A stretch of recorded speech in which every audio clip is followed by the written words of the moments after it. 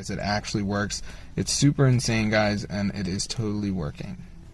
Hey guys, so today I'm going to show you to get Cooking Fever hack for iOS and Android. So this is fully working, guys. So as you can see, I'm broke, but in the mod menu, I can actually turn on unlimited gems. So I'm going to turn that on right here, and let's see if the gems start going up. So honestly, I think it's going to work, but let's find out together. As you can see, guys, the gems should start increasing sometime about now. So let's see what happens to our game. And bang, guys, as you can see, they're going up like crazy. So I'm going to be showing you guys how to download this Cooking Fever hack. So let's get straight into the tutorial, and I'm going to show you exactly how to do it. So the first thing we're going to do, guys, is go over to this website, which is called tweakmod.com. So let me just type it in.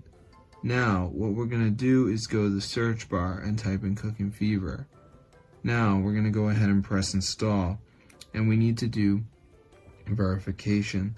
So what we need to do is download 2 apps and complete the instructions, which are 100% for free from the official app store. So I'm going to show you exactly how to do it.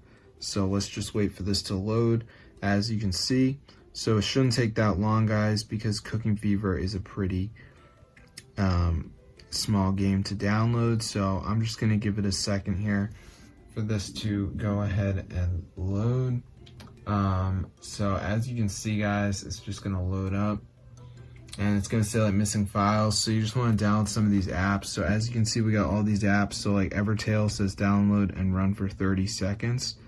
Then we have Underdog Fantasy, which does the same thing. Lucky Match, download and reach level 11. So yeah, I'll see you guys later, but that's how you get Cooking Fever hack for iOS and Android. There's also a video, so if you're really lost, you can watch that.